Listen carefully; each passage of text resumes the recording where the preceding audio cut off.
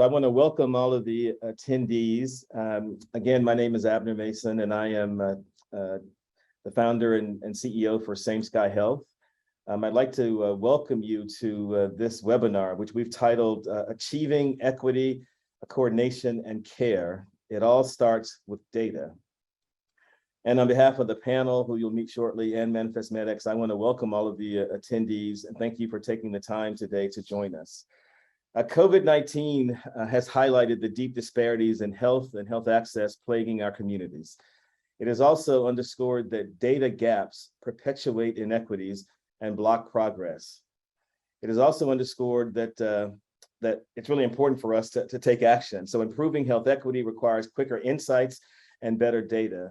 And so to address these issues and succeed in California's bold Medicaid transformation plans, which we'll talk a little bit more about, we need a deeper integration, more seamless transitions, and faster intervention, all enabled by sharing, integrating, and using data in new ways and at scale. So during this webinar, we'll discuss what's working, where the challenges are, and how do we move forward in California at this pivotal moment in time with CalAIM underway and AB 133 requirements to share data just around the corner. We won't have any slides today, but I'll be teeing up questions for our panelists, and we'll also leave some time for you to ask questions at the end. I'm going to just go through a few housekeeping items, and then we'll get started with introductions from the panelists. So first, make sure that all of your lines are muted. Second, please submit questions. We welcome your questions through the Q&A box located at the bottom center of your screen, and we'll select a few questions to ask the panelists at the end. And this session will be recorded, and we'll share it with attendees and on the Manifest MedX website and social media in the days to come. So let's get started. I'm super excited with the group we brought together, really a really experienced and thoughtful group of stakeholders from different parts of the health data sharing ecosystem. And I know that they will provide a unique perspective from different sectors to talk about how data sharing can help us achieve positive health outcomes for vulnerable populations. So to kick us off and get started, I want to turn to each of our panelists to introduce themselves and their organizations. I'll start with Adamika, and then we'll have Lakshmi and then Karen. Great, thank you, Abner, and good afternoon to everyone on the call. My name is Adamika Arthur, and I run a nonprofit called Health Tech for Medicaid. I will just say occupationally, I am an epidemiologist by training and then ran hospitals for many years before starting Health Tech for Medicaid. Health Tech for Medicaid is a nonprofit. We are a convening body that's dedicated to supporting innovation in Medicaid. And our purpose is really to improve the quality, equity, and access to care for Medicaid recipients, their families, and community. And the only way to do that is actually with adequate data. Based upon the disaggregated data that we do have on Medicaid, we have a little over 87 million individuals on Medicaid. So Health Tech for Medicaid sees itself as a mission-based market enabler that really does kind of three things really well. We try to change the pace of innovation in Medicaid through doing program service delivery and providing insights like today. We do a lot of infrastructure and ecosystem development, specifically around inclusive design and other areas that really move the needle on improving the quality and duration of people's lives. And then we do a lot of forums and partnerships and hopefully back to in-person convenings where we bring together the entire ecosphere that represents entrepreneurs, payers, providers, policymakers, advocates, investors, people on Medicaid and their family. Thank you. Good afternoon, everyone. I'm very happy to be here and to represent the health plan of San Joaquin. I'm Lakshmi Dhanwantri. I'm the CMO for the health plan of San Joaquin and a pediatrician. I've been in the Medicaid space for over 20 years now. And as far as Health Plan of San Joaquin is concerned, we are a not-for-profit health plan. We serve over 400,000 Medicaid members in San Joaquin and Stanislaus County, which is situated in Central California. And our health plan employs over 425 individuals who are dedicated to serve the members and especially in order to coordinate access to quality healthcare and services for the members in our region. Thank you. Over to Karen. Thanks so much. I'm Karen Larson. It's an honor to be here. I'm the CEO for the Steinberg Institute. We are a nonprofit institute dedicated to advancing sound public policy and inspiring leadership on issues of around brain health. We were founded back in 2015 when, as our founder was leaving the state Senate, he is now Mayor Steinberg, but at the time was the speaker. He wrote Prop 63. He was the author, and so had always really been dedicated to mental health policy. And as he was leaving the Senate, he realized there weren't as many legislators as we would like that were championing mental health. And so he started the Institute back in 2015. We have seen unbelievable growth in interest and attention to mental health policy and practice over since our inception in 2015, which is really exciting. Still more work to do, but really exciting. We like to think that we've had a part in that increased attention. About me, prior to joining the Steinberg Institute, I was the Health and Human Services Director for Yolo County, where I served as the mental health director, the public guardian, over all of things social services. It was a really unique opportunity to oversee population health for an entire community. And prior to that, I worked in the FQHC world for several years. So for the past 30 years, I went from serving individual clients to then kind of running programs to then running a county, and now having the ability to impact statewide policy, which is really pretty exciting. Really excited to be here and to be having this conversation at this moment.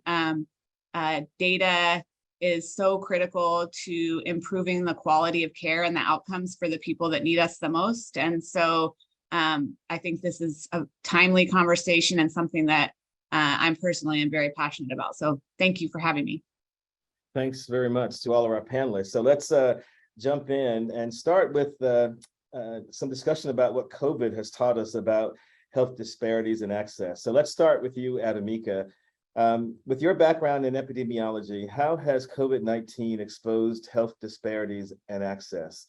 And what have been our biggest challenges during the height of the pandemic, and what can we learn from our experience with sharing health data as we move towards a healthier nation?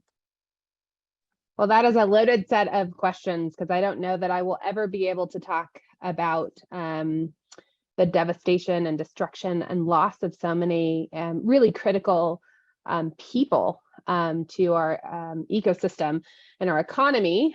But I'll start by just framing that it's not just COVID-19. I think we're really seeing a resurgence and a surgence around the demise of public health.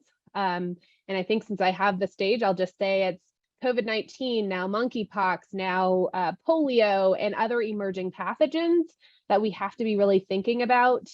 But it's exacerbated health disparities, mainly around Black, Indigenous, people of color, marginalized populations like the disabled, individuals who identify as being LGBTQ, and other lower income populations or communities, or less resourced. You could be from a rural community. We saw a huge negative impact around mental health services, food insecurity, unemployment, housing instability, loss of health insurance. We skyrocketed in the Medicaid population, mainly due to the safety of having the public health emergency being available, from about 76 million individuals to we're well over, like I mentioned earlier, about 87.5 million individuals. The other thing that we haven't talked a lot about, and we actually don't have a lot of data on, is the disability impact, right? How many people we have due to COVID-19 that are disabled because of COVID-19. So, and what will that do to our larger infrastructure? People who are still suffering from not only just long COVID, but then COVID complications. But to get to the questions around data advancing health equity, I think that COVID-19 allowed for the edges of individuals to start to see how our public health infrastructure can really, if not in place, impact us all, right? And the things I would say specifically around using data to advance health equity and what we've learned through the pandemic is really, we need to use data to understand where disparities exist and what those disparities are, whether those are social. I think people have been very comfortable thinking about social determinants of health. I think COVID and other emerging diseases have moved us past that to more political, environmental, and economic determinants of health. How we use data to direct our efforts and our resources to address those disparities, to impact spread, how we can measure progress towards achieving our greater equity goals, and how we can actually have accountability. And we don't talk a lot about accountability, but I think it's an area we really should be thinking about. So I think it's spurred at the, we work on a national level, but certainly in California, it spurred some conversations around the collection of better standardizing or generalizing race, ethnicity, and language data across the state and across programs, to see how public-private partnerships with trusted entities can actually help in collaboration of screening and collection of information as a part of that core public health response, that it's not a government-only lever, and that we have to leverage that race, ethnicity, and language data through disaggregated sources so that we can actually overlay it with other disparities or other determinants to inform where gaps exist to target resources. And the only example I could give right now would be, we saw due to the gaps in education, that then highlighted, and people being at home with their children, it highlighted a lot of the health disparities for parents at home, for instance. Great, thanks for that, Adamika. And sort of piggybacking off what Adamika has pointed out in terms of sort of the holes in the response and the need to actually collect data frequently that has to come from the individual, from that member or that patient.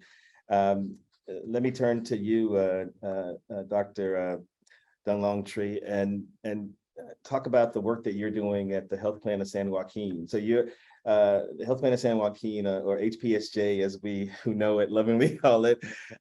You serve a Medicaid population that even, I think it's fair to say, within the Medicaid population is one of the more challenged because of the service area. And it's a tough population to serve. There's a lot of needs. So let's talk about, start at least with talking about vaccinations. So you wanted to, you and your colleagues at HPSJ wanted to build out an outreach effort and launch a strategic campaign to target high risk and underserved members for vaccinations. So can you talk to us about the thinking behind that, the process behind achieving a goal like that and putting it together, and then actually implementing that kind of targeted outreach? Thank you, Abner. Just as you had mentioned and earlier what Adamika had said, early on in the pandemic, we knew that there was a lot of disparities in the infection and the infection rates among the various populations. And also, when the vaccines became available, it was very clear that access to vaccines, there was a huge disparity in the access and acceptance of the vaccines as well. So, when it came to our membership, yeah, definitely we have a very vulnerable and diverse population that we serve in this area.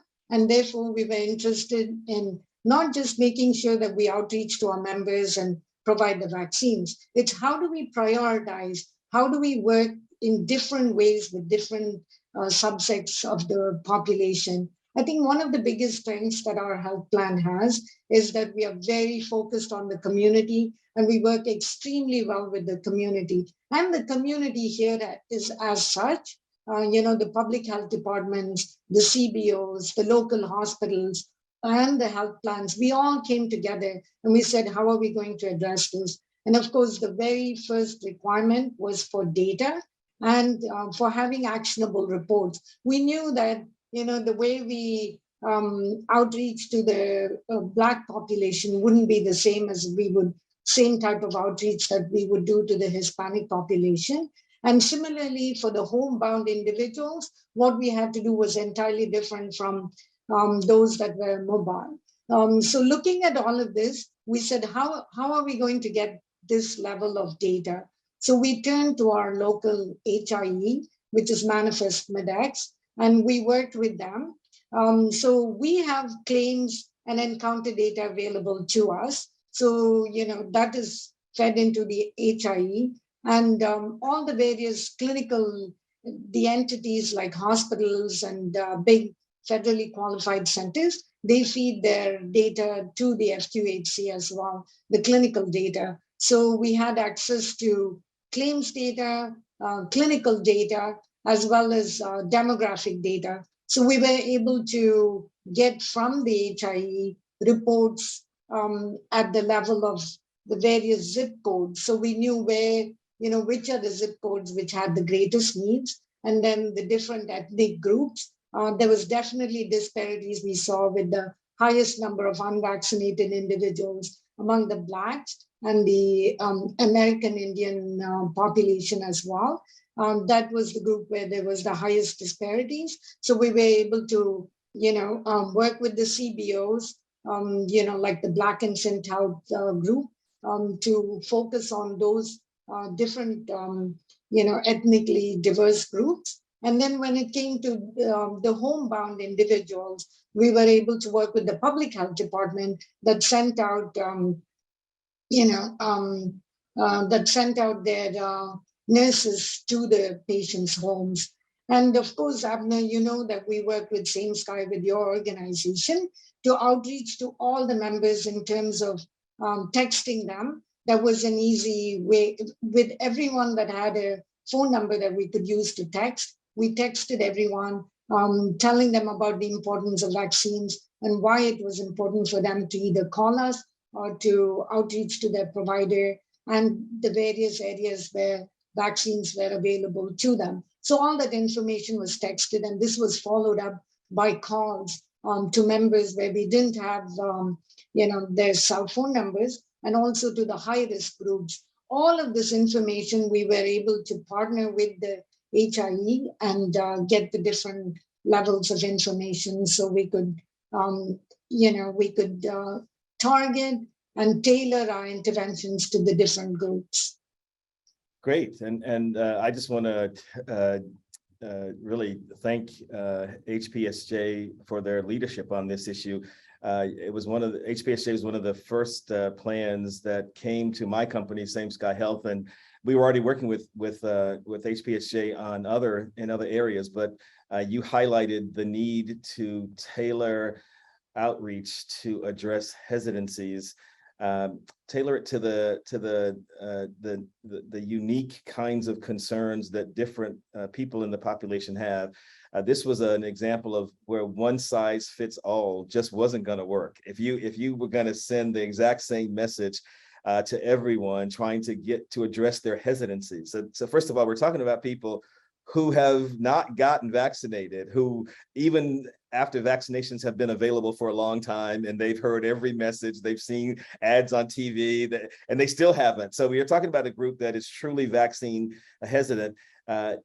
You're just not going to achieve success if you keep hitting them on the head with the same sort of one size fits all message. And so I want to just acknowledge HPSJ said we need to tailor our messaging. We've got to meet people where they are. So that's why one of the tools they used was text messaging. They didn't stop there. They used a myriad of outreach efforts, but clearly text messaging is one of the ways that we're going to meet people. But it's not just generic text messaging.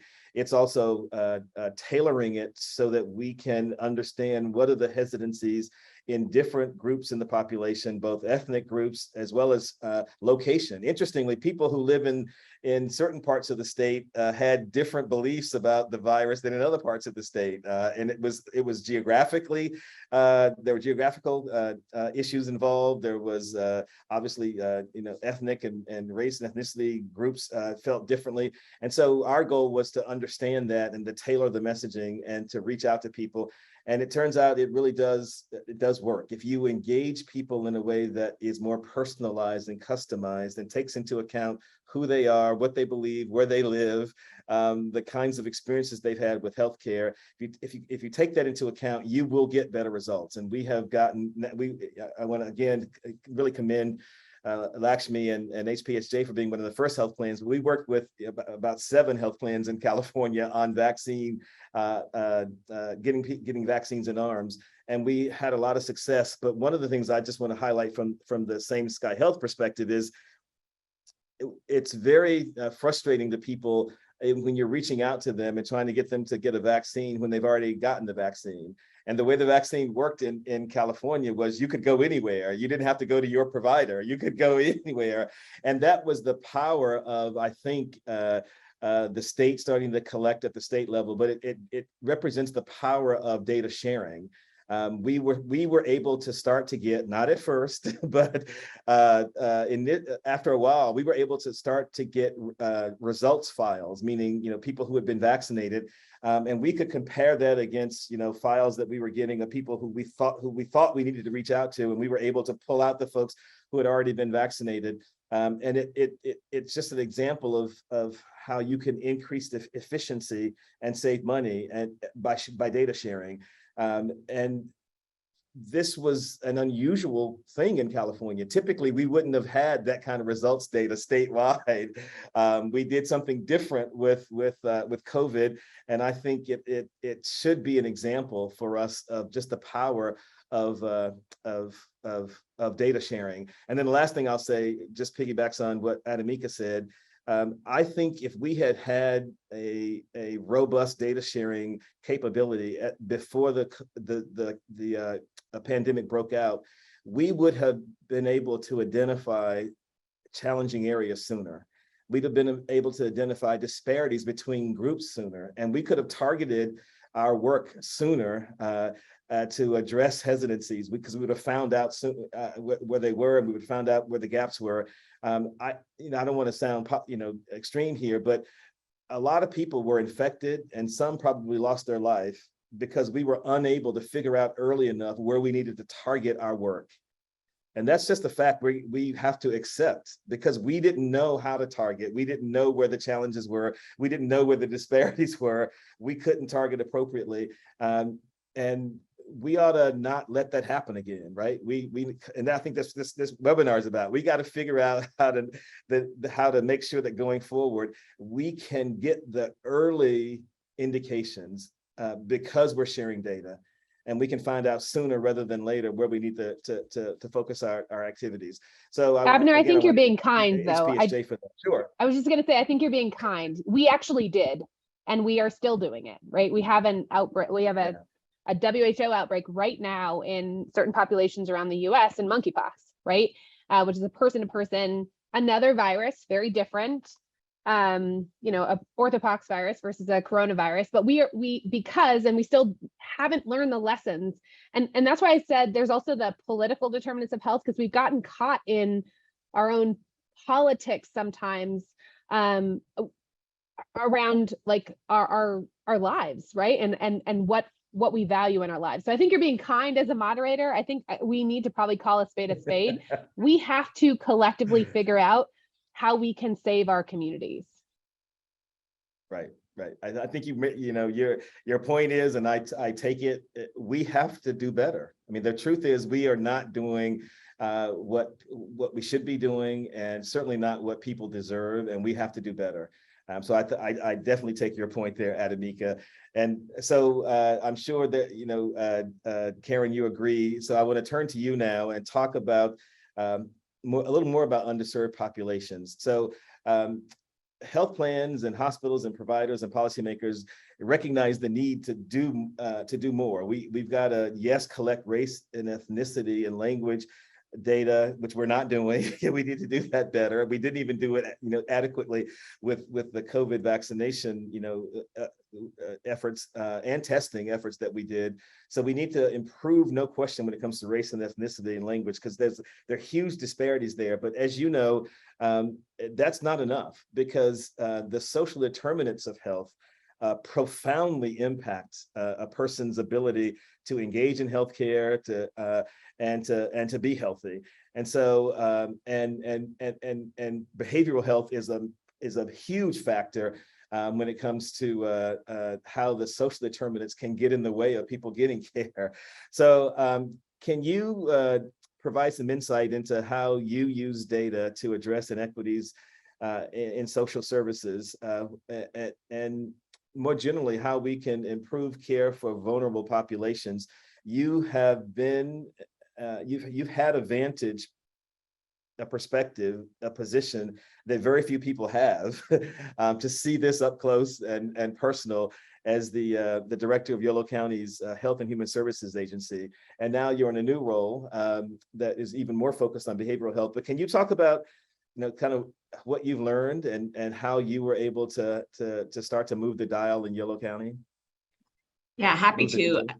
I will say that I was in Yolo County for over 20 years. And so I had this blessing that I got to see little people who were, babies when I first met them, when I went over to the county, and I got to watch them grow up a little bit. They were in a child development program. Their moms were involved with child welfare, and saw them grow up a little bit, and then saw them in our juvenile justice system. And then I saw them grow up a little more and enter our adult criminal justice system. And then I saw them grow up a little more and have children of their own that ended up in our child welfare system. And so I had this perspective that these human beings that I loved, we were failing them on every level in our systems. And so really spurred me every day to wake up and do better in the county. And I always say that Yolo County is the Goldilocks County. It's not too big, it's not too small, it's just the right size.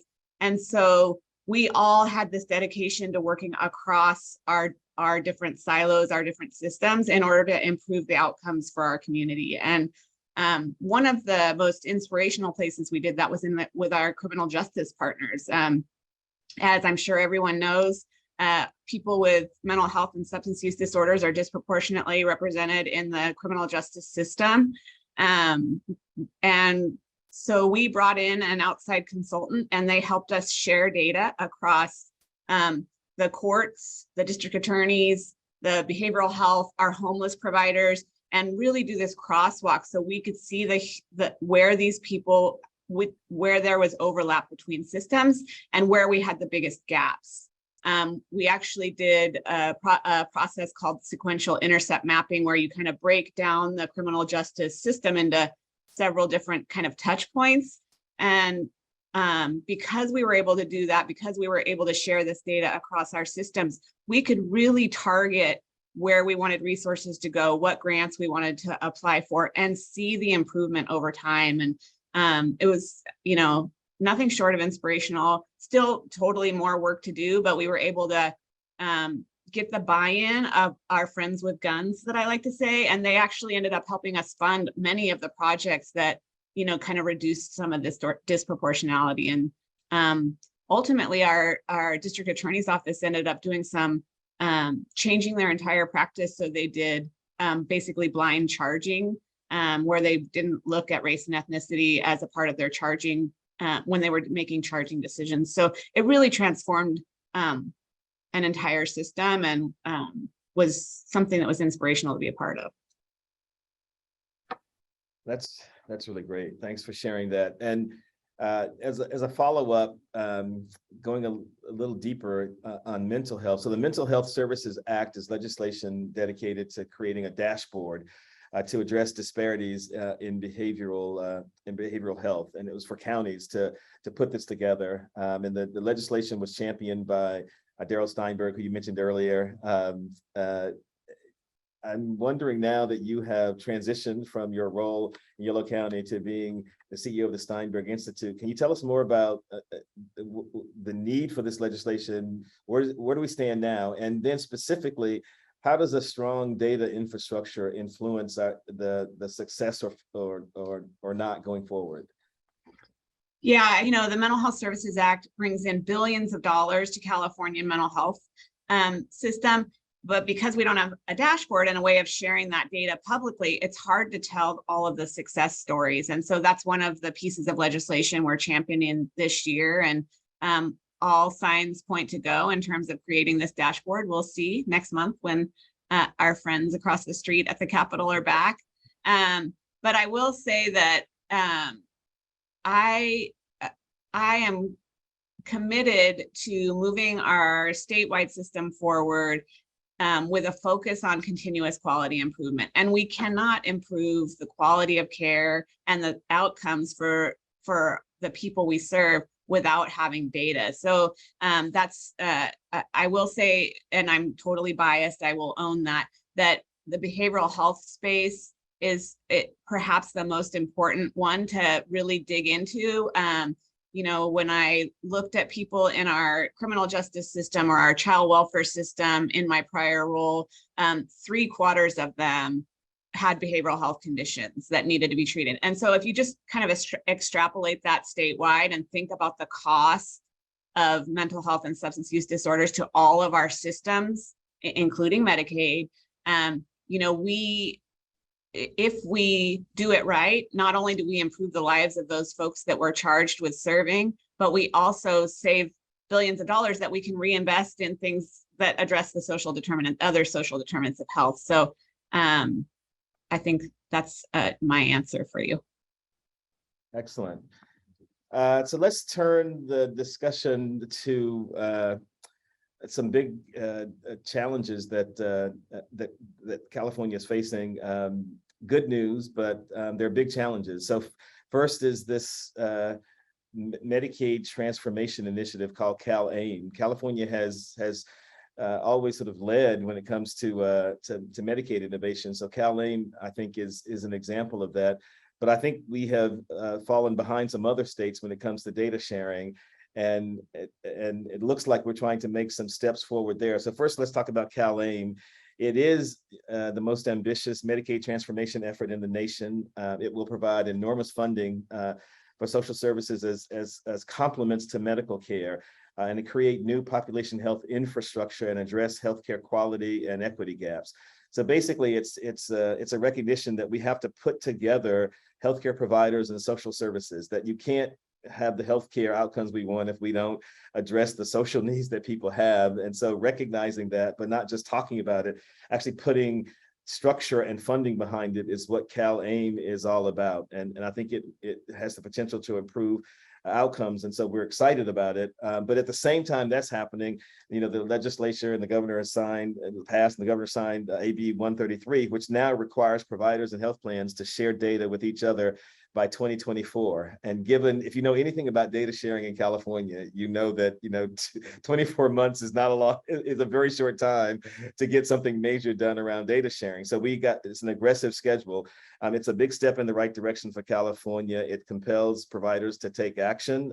It is a data sharing mandate, so that if you're not sharing data now, and lots of people aren't, you're going to have to. So you need to know about this and warm up to it, and let's figure out a way to make sure that it's successful.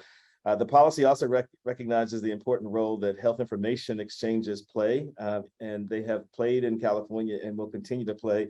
They're the real backbone to our data sharing infrastructure in California. Providers can meet the data sharing requirements going forward by sharing data with one of the qualified health information exchanges, which will then share on their behalf. So providers aren't going to have to do something really onerous and connect with many different people. And so if they connect with one HIE, then they'll have met their requirements. So I want to ask the panelists about their thoughts on these two huge efforts. One, to transform Medicaid, but the key here is connecting clinical care to social services. I think it will make us one of the first states in the nation to really start to do that in a robust way. I think the need is clear. People talk about it all the time, how a person's health is 75 or 80% determined by what happens not in a clinical environment. They might go to the doctor 2 or 3 times a year, but their health is the result of everything else that happens. And so we've never successfully in this country tied, medical or clinical care to social services. California is leading the way here. So I'd love to get your thoughts on that. But then the backdrop here is I think, but I want your thoughts. We're not going to be successful at the CalAIM effort if we don't figure out a way to make sure that data flows more smoothly, and that we're behind other states. There are other states in the nation that have statewide health information exchanges today. So the fact that California is, in my view, the leader when it comes to technology, but somehow has fallen woefully behind when it comes to health technology, is something we've got to fix. So I'll start with you, Adamika, in thinking about Medicaid transformation and data sharing infrastructure. What can California learn from other states?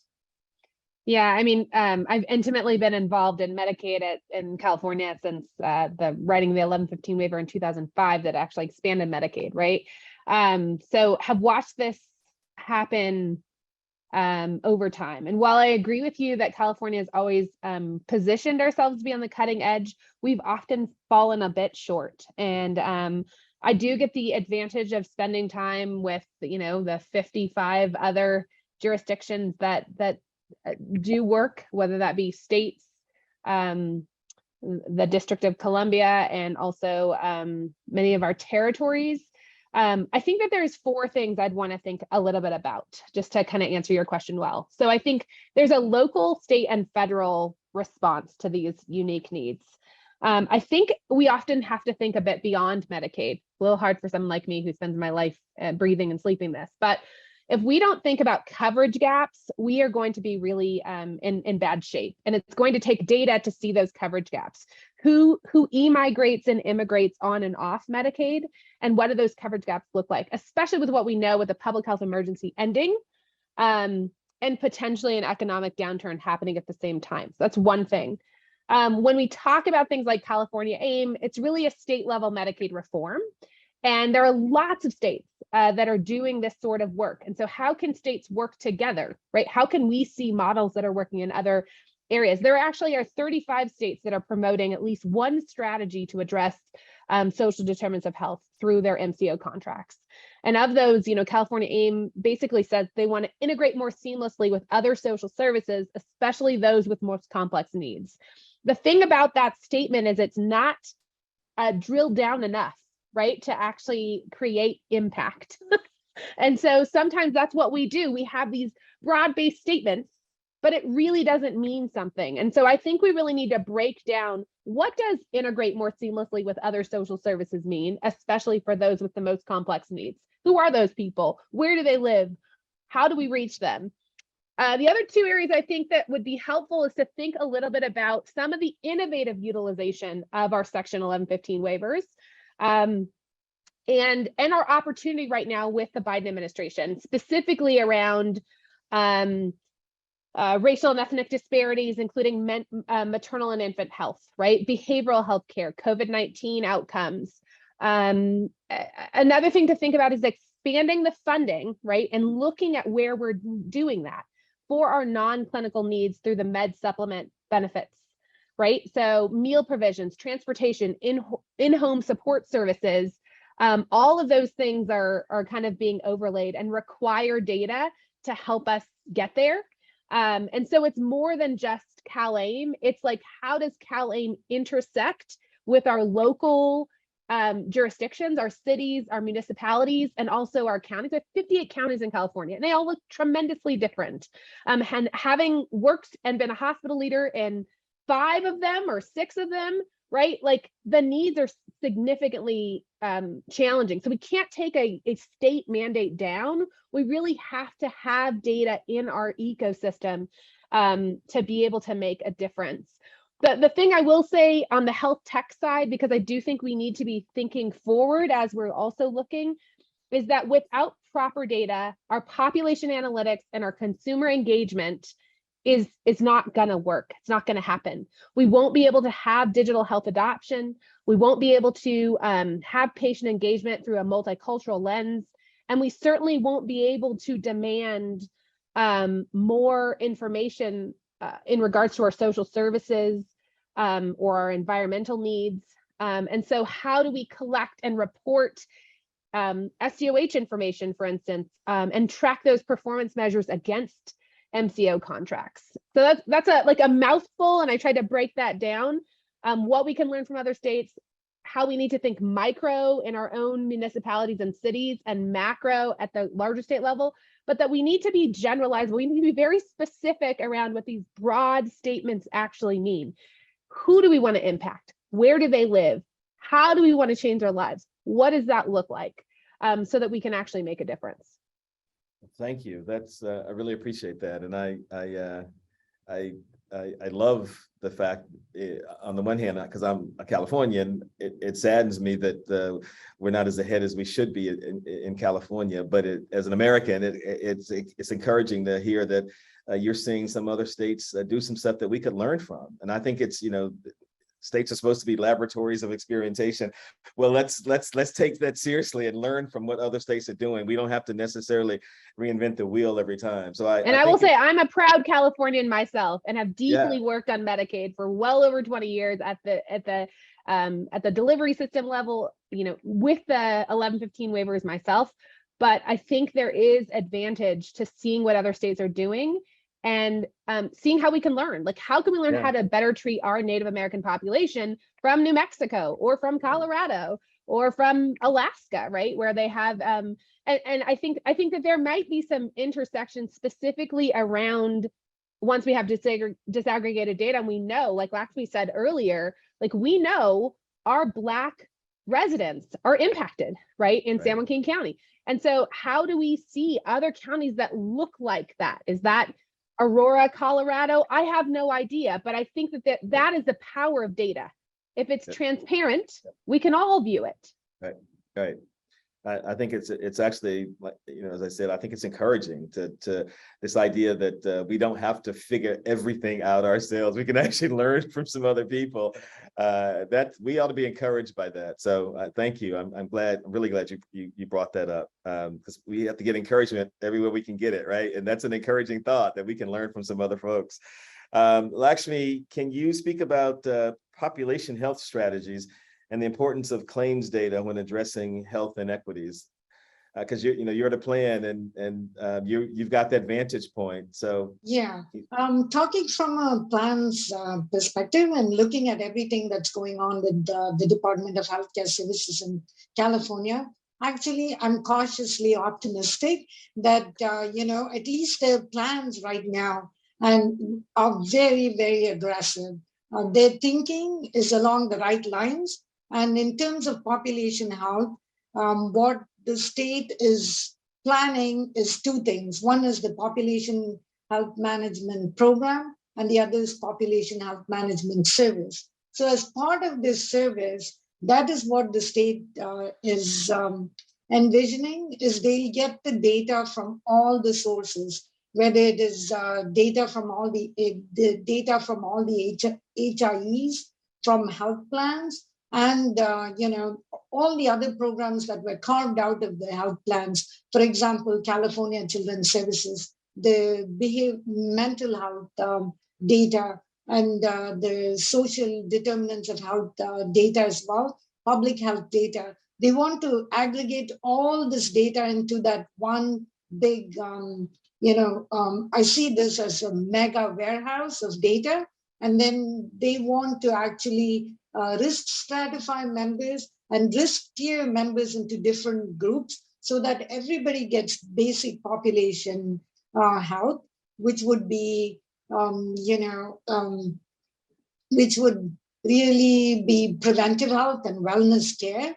And then the different segments of the population, the transitions of care for those populations that are a rising risk population, and those that are transitioning from different levels of care. And then, of course, the complex case management and enhanced care management for the sickest of the sick population.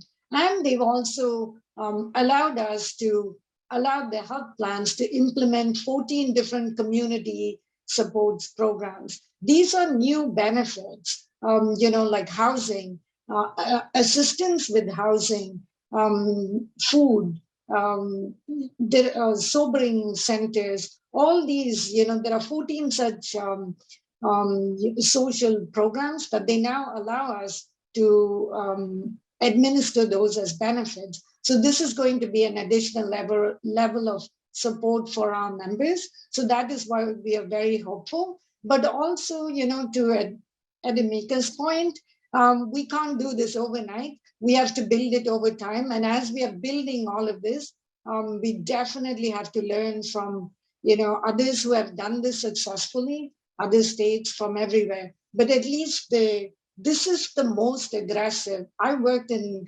California Medicaid space for more than 25 years and in Medicaid managed care for over 20 years. And this is the most aggressive I've seen the state trying to transform Medicaid.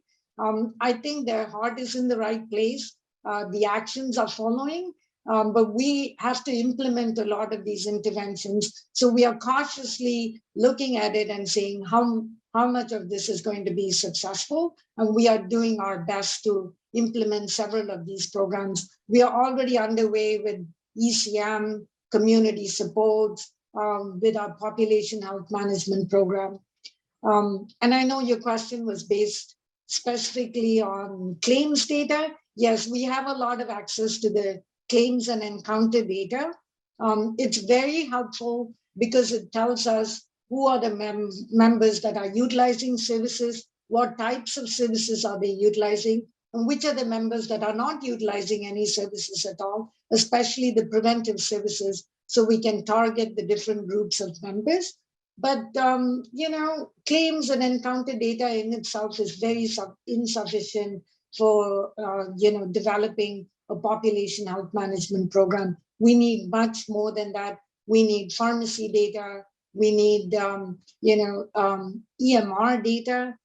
We need the social determinants of health data and demographics, geography, so much. All of the data is essential so that we can really figure out where the problems are, what are the type of problems, and how do we implement interventions that are tailored and that are specific to different individuals and populations.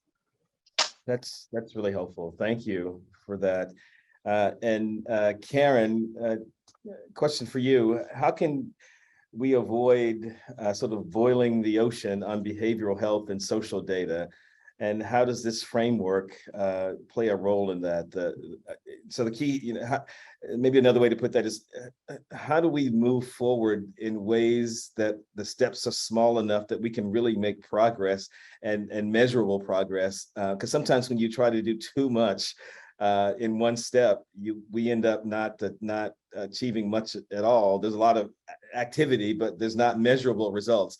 So how do we make sure when it comes to behavioral health that we don't make that mistake and we do it in a way that we can measure and make sure we're actually having success? Yeah, thank you. I mean, I think it comes back to that working across systems. It's kind of my mantra, and I think sitting at the table with the key stakeholders in your community, for example, and identifying maybe the top 3 outcomes you want to focus on. Yeah, that has to be data informed on some level, but generally speaking, communities know what things they want to focus on together. I think if we can pick a handful of low-hanging fruit and have success in those areas, that often moves the system forward to partnering more, sharing more data, getting additional resources to support that. I think about statewide, our suicide rates or overdose rates. Those are 2 types of deaths that are completely avoidable, right? And they're not really a behavioral health condition necessarily. Some people commit suicide that have never received treatment and may not even have a mental health condition. They may be having a life experience that leads to this outcome. Or sometimes overdoses happen for a first-time user, right? Especially with fentanyl. We all know this. But what we've seen is if we look at that data a little deeper in terms of suicides, that through the pandemic, the suicide rate actually stayed relatively static despite how stressed we all were. But for our Black and African American youth, since 2017, our suicide rate has increased by 50%. So maybe we don't pick the whole ocean of suicides. Maybe we say, hey, what are we going to do to intervene or to reach out to our community to reduce this outlier? I think we have a lot of rural areas in California. Really, more than 50% of our counties are pretty rural, and so access to care is is a big deal. And we see increased suicide rates in those communities. So what can we do, you know, absent being able to increase access to care, considering our workforce shortage? What do we do across systems to intervene and reduce the suicide rates in those communities? I mean, those are just some of the, you know, things I think of in terms of, you know, avoidable deaths that cross all, that if we all work together, we could really reduce those really horrible outcomes. Thank you for that. That's really helpful. And I know we don't have much time left. This has been a great panel, but I do want to take a few questions. So one question, this first one I think is for Lakshmi to respond to first, and maybe others can respond as well. But it's from Felix, and he says, thank you for highlighting your health plan's promising experience of partnering with the Health Information Exchange to reduce health disparities. What is your wish list of data capabilities for the next evolution of this health information organization partnership to accomplish your goals for CalAIM and other community health priorities? So basically, you're working with the Health Information Exchange now and HIO. As you think to the future, Lakshmi, what's your wish list for, you know, what data capabilities could be added that could really help you achieve the goals that you all have at HPSJ? So I think it's having all the demographic data, the treatment information, as well as you know, the claims, encounters, everything, the members' experience data, all in one place. So we can query and run reports in various different ways. Depending on whatever initiatives we are working on, we'd love to have access to the data.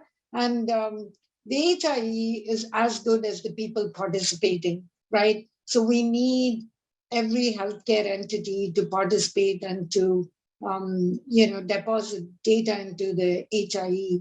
Unless we have data from all the sources. Right now we have a good HIE, but you know, many of the hospitals are still not participating in the HIE. Many of our providers are not in the HIE. So all that information is not available to us. So it limits us to the people that are participating. And so increasing the participation of providers is the key. And expanding the data sources like the social determinants of health data, you know, including that in the HIE would be extremely important as well. And I'll ask Adamika or Karen if you have any additions as you think about the next generation of health information exchanges. And I should note that while there's great news in California that we now have passed legislation that requires healthcare stakeholders, providers to share data, and we are now have a framework that people can use that's approved by the state to share the data, and there's a requirement to start sharing it actually in 2024. So those are important steps. We had to, you know, say people have to do it, and we had to provide a framework to do it, and we had to have a deadline to start doing it. But of those things, and one thing I didn't mention was funding. It's not going to be possible to achieve the goals that we have if we don't have funding. So I do want to note that funding is something that is still a question mark. And I think all of us in our respective capacities and the folks listening need to advocate for funding. We can't get there without additional funding. And so one of the questions from the audience, it sort of connects to that. And it's, I'll ask all of the panelists to respond. And if you want to touch on the last question, Adamika and Karen too, that's fine. But here's the question from Matthew. How are plans and their community partners thinking about CalAIM's enhanced care management and developing data flows with CBOs, Federal Qualified Health Centers, FQHCs, and others who may have limited resources in developing data management? So this gets to the idea that you know, we're not going to get there if we think that we can do it for free or, you know, without funding. So Adamika, and then Karen, and then Lakshmi, any thoughts on that?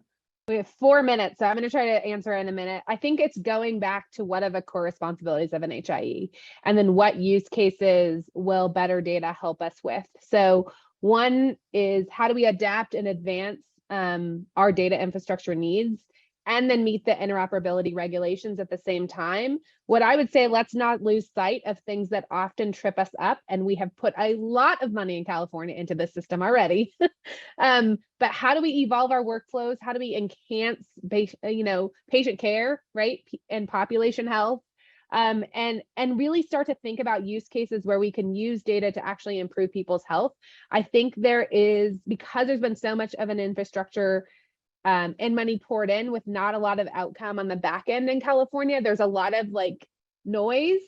And we sometimes have lost sight of like our purpose. So I don't know that that totally answers your question. I do believe that requires federally qualified health centers, community-based organizations that we often don't think about, nonprofit organizations, for-profit entities, and having public and private partnerships together to leverage how we meet those regulations and concerns, but also that we get back to why we're actually doing it. It's not about the bells and whistles of an engine.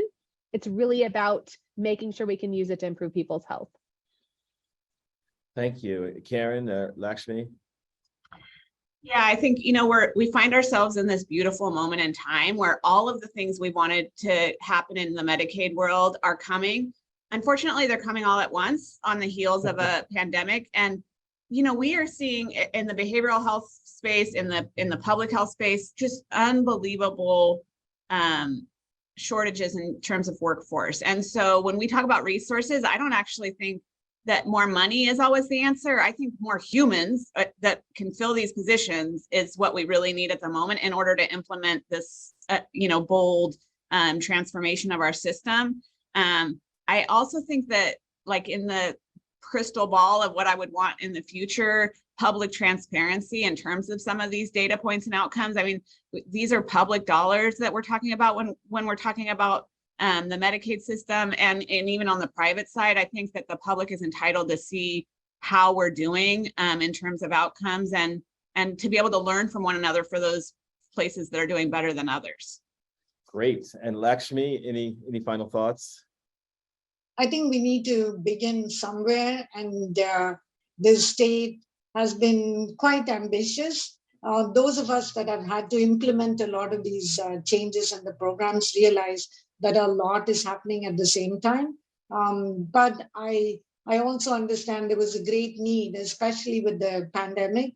I think it uncovered a lot of needs in this population, in the Medicaid population, and addressing it from all levels and to the best extent that we can is really important. There'll be a lot of lessons learned along the way, and we all have to learn from this, and we have to keep moving forward together and building as we go.